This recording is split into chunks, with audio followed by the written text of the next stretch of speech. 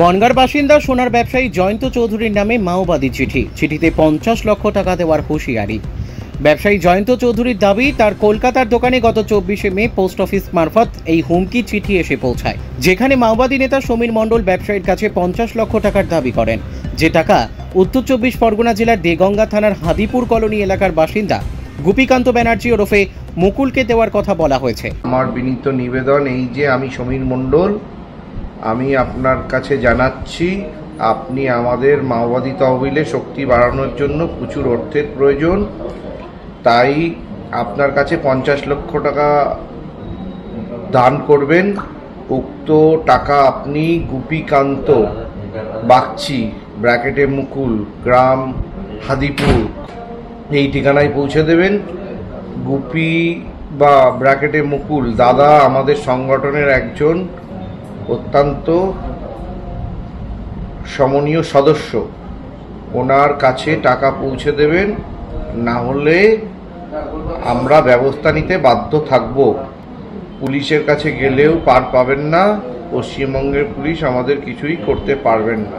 পাশাপাশি এই মাওবাদী নেতা সমীর মণ্ডল হুমকি দেয়, টাকা না দিলে ব্যবস্থা নেওয়া হবে। চিঠির শেষে পুলিশকে না জানানোর হুমকি দেওয়া হয়। পাশাপাশি উল্লেখ করা হয়, পশ্চিমবঙ্গের পুলিশ মাওবাদীদের কিছুই করতে পারবে না, পুলিশের কোনো সাহস নেই। ব্যবসায়ীর পক্ষ থেকে বড়বাজার থানায় লিখিত অভিযোগ দায়ের করা হয়েছে। পুলিশের ওপর সম্পূর্ণ আস্থা আছে দাবি ব্যবসায়ীর। 24/5/2025 সোমবার 11:30 থেকে 12টার মধ্যে চিঠি দিয়ে গেছে। দেখলাম এই লেখা আছে, সেখানে 50 লক্ষ টাকার ডিমান্ড করেছেন।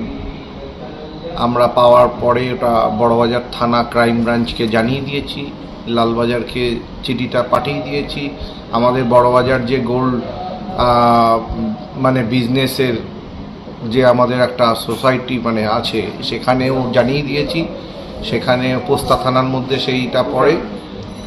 বড়বাজার বুলিয়ান জেমস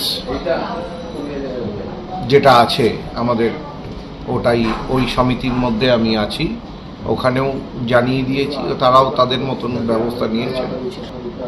চিঠিটা মাওবাদী বলে পাঠিয়েছে। কি নাম? মুকুল। মাওবাদী বলে পাঠিয়েছে, মুকুল বলে বলছেন। পুলিশ কিছুই করতে পারবে না, এটাই লিখেছে। হ্যাঁ, 100%। আমরা তো বড়বাজার থানাতে ক্রাইম ব্রাঞ্চকে জানানোর পরে ওনারা সাথে সাথে এসে গেছেন। সাথে সাথে এসে আমাদের শোরুমে ভিজিট করে, বিল্ডিং পুরো ভিজিট করে পুরো দেখে গেছেন। অনেক প্রায় 1-1.5 ঘন্টা ওনারা ছিলেন। ওনারা আসার পরে তো ওনারা যেরকম ইনস্ট্রাকশন দিয়েছেন, আমার তো মনেই হয় না যে আমার কোনো প্রবলেম লাগছে। সবই তো ওনারা দেখে খেয়াল রাখছেন বলেই দিয়েছেন। পুলিশকে জানালে ব্যবস্থা নেবে, এরকম কিছু হুমকি মতনই তো লেখা আছে।